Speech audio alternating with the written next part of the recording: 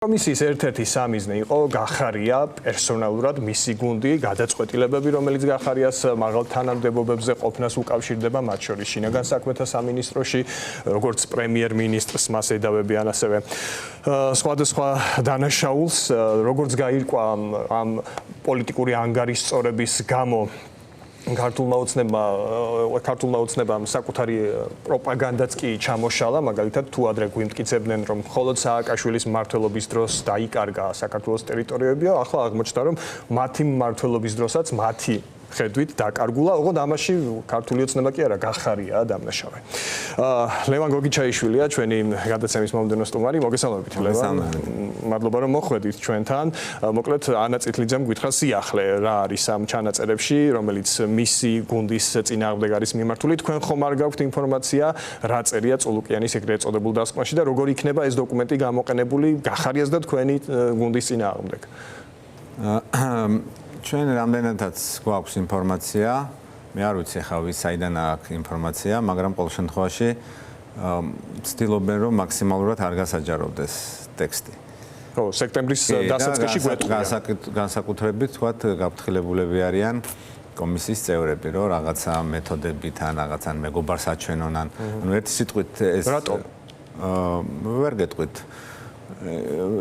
იმიტომ რომ შეიძლება მათ უნდათ უბრალოდ რაღაცა ფაქტის წინაშე დააყენონ საზოგადოება, მათგან გამოვიდეს ეს ინფორმაცია და არა თქვათ სხვა წყაროებით, მაგრამ ჩვენ ეხლა ვერ გეტყვით ვინ რა მოიკითხა, მაგრამ ვეცდებით რომ რაღაც ინფორმაციები უფრო მეტი მოვიპოვოთ როცა განმავლობაში ეხლა. ხო, ფაქტობრივად რაც ვნახეთ ამ კომისიაზე გახარიას მისამართით ბრალდებები, მათ შორის თუ მაგალითად ანა წითლიძე ამბობს, რომ მიხეილ სააკაშვილს ახალ ბრალდებას დაუმატებენ სამშობლოს ღალატის მუხლს, ეს მუხლი შეესაბამება გახარიასაც ამ კომისიის მუშაობის სპეციფიკას თუ გადავხედავთ. რადგან ჩვენ საუბრობთ ზოგადად კონტექსტზე და რის გამო შეიქმნა, ეხლა ჩვენ ვიღაცებისგან ხელს კი არ ვიშვერთ, უბრალოდ ფაქტს კონსტატირებთ. ანუ ეს კომისია შეიქმნა ნაციონალურ მოძრაობის ბჭყალებში, არ ვიცი, თქვათ მათი მხრიდან გასამართლების შესახებ. ხო, მაგრამ კოლექტიურ ნაციონალურ მოძრაობაში ქართული ოცნების მოსაზრებით თქვენს გამთავრებით. ჩემი აზრით, ამ კომისიამ ზუსტად ის ანახა, რომ ყველა ეს ადამიანი, ვინც ნაციონალურ მოძრაობის დროს ხალხს აწამებდა, დღეს ქართულ ოცნებაში არის.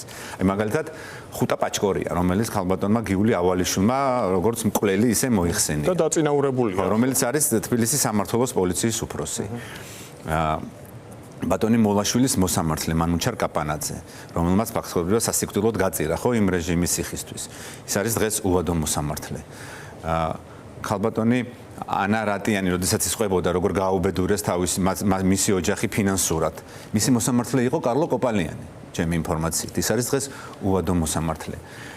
ხარძიანი საქმეზე მე ჩემი სიტყვები არ არის, მისი შვილის სიტყვებია, როცა ის ამბობს, რომ ვაკე საბურთალოს უпростоრეთ ახალ გზაზე თამარაშვილის ახალ გზაზე გმირთა მოედნისკენ ახალ გზაზე ის გადააყენეს თუ არ ვწდები სოდის ოპერმუშაკებმა და ერთ-ერთი ოპერი გვარად მესხი ასხავდა რაღაც ნარკოტიკს, ჩაასხა ამ ადამიანს პირში და დღეს ეს ადამიანი არის მოქმედი პოლიციის თანამშრომელი. მოკლედ დადასტურდა თქვენი სლოგანი ნაცებო, ქოცებო თქვენ ნაცებო.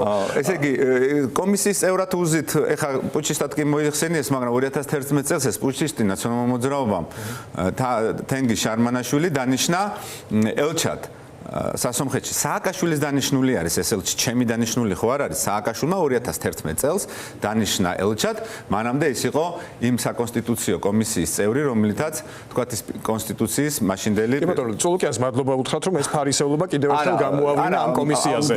მაგრამ ამ კომისიის მიზანი სხვა იყო. ამ კომისიის მიზანი იყო იდეაში ამის გასამართლება, მაგრამ რეალურად ორჯერ დაიბარეს გახარია. პირობითად ვამბობ, არც ერთხელ სააკაშვილი არ დაუბარებიათ, არც ახალაიები დაუბარებიათ, არც კოდუები დაუბარებიათ. არც მერაბიშვილი და არც ადეიშვილი.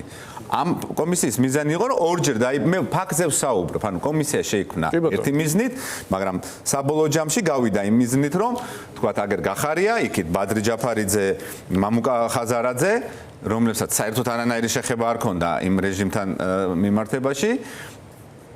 და კომისიას უკავშირდება ის, რომ გახარია ახლა საქართველოში არ არის. ნებრივია და ეს არის ის სამართალი, რასაც წულუკიანი თავაზობდა ამ ქვეყანას. ანუ საბოლოო ჯამში ჩვენი განმოსახედიდან ამ კომისიის შედეგი რა არის?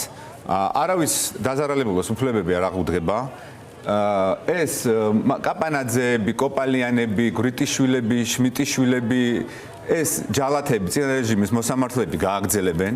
ბატონი ბერიშვილი, ყოფილი პროკურორი, რომელსაც ბატონი თირქია ხელსადებდა თაღლითურ სქემაში და გამოძალვაზე, ის ისევ პროკურორი იქნება. ეს ჯუტა, ხუტა, ეს ისევ სამართლოს უფროსი იქნება. ამ ადამიანების უფლებები არ აღდგება არც მოლაშვილების ოჯახის რეაბილიტაცია არ შეუშლის ხელს ივანიშვილს, რომ თან სარგებელიც ნახოს და მაგალითად გახარიას პოლიტიკური დევნა ამ დოკუმენტის საფუძველზე განახორციელოს. თქვენი მოლოდინები რა არის? ჩვენი თავარი ამოცანა არის, რომ ეს ფარისეულობა მაქსიმალურად მივიტანოთ იმ ადამიანებამდე, ვინც ჯერ კიდევ ელექტორალურად ამაგრებს ივანიშვილს. გურამ, ჩვენ უნდა გვესმოდეს, რომ მნიშვნელოვანია ლევან, რომ ეს ჩამოიშალა პროპაგანდა ივანიშვილის პროპაგანდაც, რაზეც 13 წლის განმავლობაში გვიმტკიცებდნენ, რომ აი ტერიტორიები არ დაგვიკარგავსო. თურმე დაგვიკარგავს მათ ლოგიკას, რომ გავუყვეთ ოღონდ ჩვენი ბრალი კი არა, გახარიას ბრალი იყო და გახარია ვისი თანამდებობის პირი იყო. ამ ლოგიკითაც კი ეს ბუფერული სივრცე არავის არ უშლის, იქ შევიდეს და ეს ბუფერული სივრცე აითვისოს და არ მიცეს თქვა არც ოკუპანტს. Deep State არ მემორჩილებითო და ამბობენ, რომ კიო, Deep State-ის ბრძანებები შევასრულეთ და გახარია იმიტომ იყო თანამდებობებზე, რომ Deep State-მა გთხოვაო. და მიუხედავად ამისა, გასაგებია რა შედეგი მოიტანა მხილების და ფარისეულობის მხილების კუთხით ამ კომისიამ, მაგრამ აი როგორც დევნის საშუალება რა მოლოდინი გაქვთ თქვენ და გახარიას მისამართით რა ბრალდებებს ელოდებით ამ კომისიაზე განხილული თემების შესაბამისად. ხო, ეს მოლოდინი არ არის რაღაც აბსტრაქტული, რაც განიხილეს, რა კითხვებიც დაისვა, უკვე დასკვნების გამოტანის საშუალება შეგვიძლია ისე რომ არც წავიკითხოთ ამ დოკუმენტის შინაარსი, რომელიც ჯერჯერობით არ არის გასაჯარო. მე ვერ ვილაპარაკებ რა იქნება 2 თვის მერე, 3 თვის მერე რა იქნება.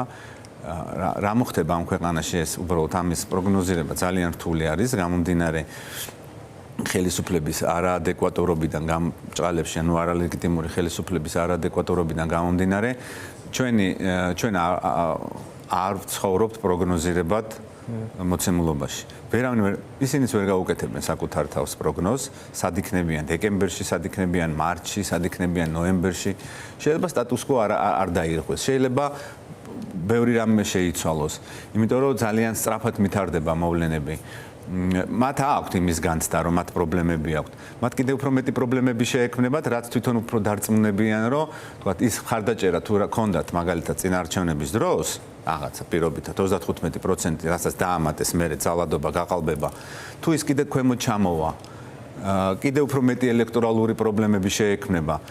ივანიშვილს ძალიან კარგად ესმის, როგორც კი 30% ჩამოწდება, მას აღარც პოლიცია უშველის, არც ხუტა უშველით, არც ჯუტა უშველის, არც გიაბერიშვილი უშველის. როგორ უნდა ჩამოწდეს ამ 30%-ს, როცა მაგალითად თქვენი პარტიის ლიდერი უცხოეთშია, ვერ ჩამოდის ქვეყანაში. თქვენი ამორჩეველი როგორ უნდა დაარწმუნოთ, რომ რაღაცნაირად ივანიშვილის ელექტორატი მით უმეტეს ივანიშვილის ელექტორატი უცხოეთში მყოფი ლიდერის საშუალებით როგორ უნდა დაარწმუნოთ, რომ თქვენ დაგიჭიროთ მხარი?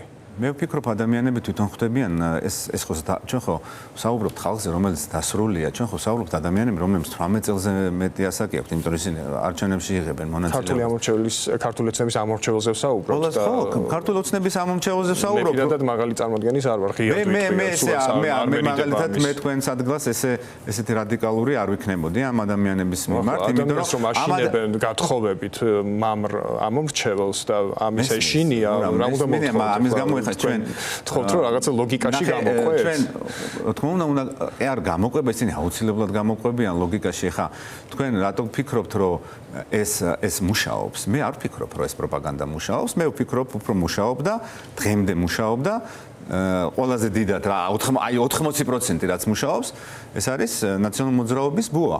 ეს მუშაობს. ამ ამორჩევლებს და ამ ადამიანებისთვის, ანუ ეს როცა ამ პროპაგანდა ამ რისკების წინაშე აყენებს, ძალიან რთულია ამ გადაწყვეტილების მიღება, მაგრამ მე დარწმუნებული ვარ, რომ ამ პერიოდის განმავლობაში თუნდაც წინ არჩევნებიდან გამომდინარე, ქართული ოცნების ელექტორატი შემცირდა. თქვენ თუ თვლით, რომ ქართული ოცნების ელექტორატი არ შეუმცირდა? მაშინ უბრალოდ არ ზრი არა აქ არაფერს, იმიტომ რომ შენ ვერცეთ ევროპელს ვერ დაარწმუნებ იმაში, რომ თქვა პარტია, რომელსაც აქვს თქვა 35% და ეფექტურად მართავს მთავრობას, მას რამე რაღაც ან რევოლუციის საშიშროების წინაშე დადგება, ან რაღაცნაირ სხვა მეთოდებით, არასაარჩევნო მეთოდებით რაიმე ძვრას გაუკეთებ, იმიტომ რომ ხა 35% არის ძალიან მაღალი ევროპულ ქვეყნებში ის პარტიები, რომლებიც ამ პროცენტებს იღებენ, მათ გარანტირებული ხელისუფლება აქვთ. კოალიციური თუნდაც, მაგრამ გარანტირებული. ამიტომ ჩვენ თუ ფიქრობთ, რომ ქართულ ოცნებას არ აქვს ელექტორალური ძვრა, ეს სერიოზული პრობლემა არის, იმიტომ რომ სხვა მხრივ მაშინ არაფერია, ანუ მაშინ ჩვენ სად უნდა წახვიდე? მე არ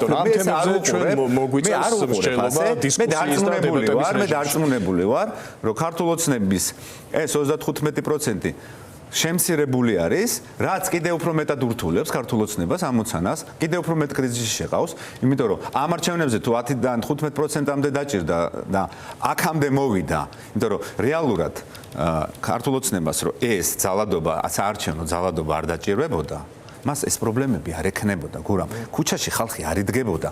არც ის რადიკალური განცხადებების გაკეთება მოუწევდათ ევროინტეგრაციასთან. საერთოდ არაფერი პრობლემა არ ექნებოდათ. ეს რო არ ქონოდათ გასაკეთებელი, იმიტომ რომ იმდენად ხილული იყო საარჩევნო ძალადობა და манипуляცია საარჩევნო უბნებზე, რომ ამან მიიყვანა, მათ თვითონ ხო იციან რეალური მხარდაჭერა რა აქვს და რაც უფრო ნაკლები ექნებათ მხარდაჭერა, კიდე უფრო მეტად მოუწევთ ელექტორალური ძალადობა და საარჩევნო ძალადობა და ეს კიდე უფრო მეტად შეიყვანს პოლიტიკურ კრიზისში. დღეს არ არის გათვლილი ჩვენი ფორმატი იმაზე, რომ არჩევნების საკითხზე ვიდავოთ, თუმცა იმაზე შევთანხმდეთ, რომ საარჩევნო გარემო ბევრად გაუარესებულია, დამკვირვებლები უხორციელო არიან შესაბამისად. არაფრით არ განსხვავდება იმ საარჩევნო პირობებში შედიხართ არჩევნებში და არანაირი განსხვავება არ არის, რაც 2012 წელს წესებით მოგიწევთ თამაში, ემორჩილებით მათ, თანამშრომლობთ მათთან არჩევნებში. გავიგეთ თქვენი პოზიცია. 2010 წელსაც მივიღეთ მონაწილეობა არჩევნებში, 2008 წელსაც მივიღეთ. მერწმუნეთ, გაცილებით უფრო რთული სიტუაცია იყო, გაცილებით უფრო მძიმე და გაცილებით უფრო სასტიკი იყო მოცემულობა. CSKO-ც თავიდან ბოლომდე მართული იყო. არარელევანტური მგონია შედარება. თქვენი აზრი არის.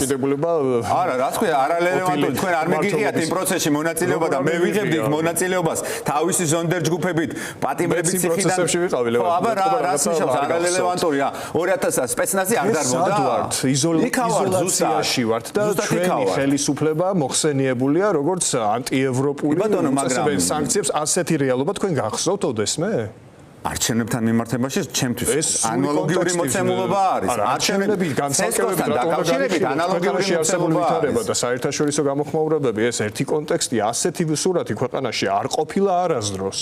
ერთმანეთისგან თუ არ გაყოფ, მაშინ ისე ვიქნები არეული, იმიტომ რომ ეხლა შენ თუ მეუნები რომ ამ CSKO-ში, მე ვიცი რა CSKO-ს არის, მე უნდა ვიცოდე ზუსტად რა ხარდაჭერაა ქართულ ოცნებას. საერთაშორისო კონტექსტი ძალიან დიდი გავლენა აქვს არჩევნებზე და ყველაფერს. იზოლაციაში მყოფი ხელისუფლება, ეგრეთ წოდებული ხელისუფლება, რომელსაც რეჟიმად მოიხსენებიან ევროპარლამენტში ოფიციალურად. რა უნდა გადავსახლდეთ თუ რა უნდა გავაკეთოთ? არ ვიბრძოლოთ თუ რა უნდა ვქნათ? რელევანტურია თქო, ამიტომ მოახსენე. პარალელს მე გიხსნად არის ქარხნიშვილი CSKO-ს და აი ამ კაცის CSKO-ს შორის განსხვავება არ არის. თუ გაინტერესებს კონკრეტ დაგეკონკრეტებ. ქარხნიშვილის CSKO-ს და ამ CSKO-ს შორის განსხვავება არ არის და იმ მნიშვნელობა რა პირობებში ვართ ახლა? არა, რა თქმა უნდა, ბრძოლას ყოველთვის აზრი აქვს, რა თქმა უნდა. რა, ანუ გონია რამე შეიცვლება ამ მიმართულები? ახლა სად არის გახარია, რა შეხვედრებს მართავს და როგორია მისი გეგმა უპრეცედენტოდ ხანგრძლივ ვიზიტში იმყოფება? არა, ხანგრძლივი ვიზიტი არ არის, ეხლა ჩვენ გაცხადებული გვაქვს, რომ მეც ასე ვფიქრობ, რომ ამ მოცემულობაში მე ვერ ხედავ რაღაცა აურთulis სწორად მის ჩამოსვლას. ამას თავის დრო ექნება და ის თავად მიიღებს გადაწყვეტილებას. ეხლა ვიხმარ თქვენ სიტყვას და დღეს გახარიას ჩამოსვლა ამ მოცემულობაში ნამდვილად იქნება არარელევანტური შექმნილ სიტუაციას. რა სარგებლობა მოაქვს მას უცხოეთში? ახლა ვის ხდება, რა სახის აუდიენციებია? დღეს ფაქტობრივად გახარია ეწევა იმ ზიანის გამოსწორებას, რასაც ქართული ოცნება ჩადის. გახარიას აქვს მაღალი დონის შეხვედრები. გახარია იყო ადამიანი, რომელმაც მაგალითად გუშინ წინ ბოლო კვირას მე მარტივად გეტყვით რა, ის როდესაც შეიკრიბნენ საგარეო საქმეთა ministrები და გადაწყვეტილება უნდა მიიღოთ უვიზო მიმოსვლასთან, შეჩერებასთან და ვადებთან დაკავშირებით, გახარიას ფაქტორმა ეს ვადები გადაწყვეტა. ეს ვადები აი ამ დღეებში გასულ კვირას თუ ქონდა ამ დღეებში გასულ კვირას გახარიას ქონდა იმ პოლიტიკურ ორგანიზაციებთან, რომლებიც არიან სოციალისტურ ჯგუფში და ფრაქციებში გაწევრიანებული გერმანიაში, საფრანგეთში, სხვადასხვა ქვეყნებში ის დადის, ბრიტანეთშიც დადის, სხვადასხვა ევროპულ ქვეყნებშიც დადის. არის რაღაცა შეხვედრები, რომლებსაც ჩვენ ვერ ვისაუბრებთ. არის შეხვედრები, რომლებსაც ჩვენ ამას საჯაროდ ვამბობთ. კი ბატონო, დაველოდებით სიახლეებს გიორგი გახარიას. დღეს ვფიქრობ, რომ მნიშვნელოვანია, იმიტომ რომ ამ ფაქტმა კიდევ უფრო მეტი კარები გააღო გახარიასთვისაც და უფრო საინტერესო არის, უფრო usmenen, იმიტომ რომ რადგან თქვენ ამბობთ, რომ სხვა კონტექსტია, სხვა მოცემულობა არის, რა თქმა უნდა, სხვა კონტექსტია, რა თქმა უნდა, სხვა მოცემულობა არის. და ჩვენი მთავარი ამოცანა არის, რომ მაქსიმალური ზიანი მიიღოს არალეგიტიმურმა ხელისუფლებამ და მაქსიმალურად მინიმალური ზიანი მიიღოს ქართულმა ხალხმა. იმიტომ რომ ჩვენ უნდა გვესმოდეთ, რომ არის რაღაცა საკითხები, მაგალითად ასოცირების ხელშეკრულება, სავაჭრო ხელშეკრულებები, რომლის გამოსწორებაც და ახლიდან, ვთქვათ, მათი დენონსაცია თუ მოხდება, იქნება ძალიან რთული, იმიტომ რომ ბევრი ხელშეკრულება, მაგალითად, ვიზა ლიბერალიზაცია არის დამოკიდებული აღმასრულებელ ხელისუფლებაზე, მაგრამ არის გადაწყვეტილებები, სადაც პოლიტიკური კონსენსუსია საჭირო ეროვნულ პარლამენტებში, სადაც კოალიციური მთავრობებია, ზოგი იმას ფიქრობს, ზოგი ამას ფიქრობს, ეს გაცილებით რთულია. ამიტომ ჩვენ და ამ შემთხვევაში გახარია ზუსტად იმას აკეთებს, რომ ისეთი რთული ხელშეკრულებები, რომელსაც მომავალში მე ეროვნული პარლამენტების თავიდან წრეზე შემოვლა, ეს არის რამოდენიმე წლის ლაპარაკი. კვირეებში და თვეები ეს არ ყოფილი. ამას წლები ჭირდება, რომ შენ მთელი ევროკავშირის პარლამენტები მოიარო, ყველა ფრაქცია სათითაოდ ელაპარაკო, დაარწმუნო, იქ შიდა ინტრიგებში გახვიდე, იქ ერთმანეთში ინტერესები და აი ამაზეა საუბარი, რომ ყველაზე რთული ხელშეკრულებები იმასაც არ დაემუქროს რაღაცა, თქვათ ისევე, როგორც თქვათ, გაცხადებულად ემუქრება უვიზო მიმოსვლა.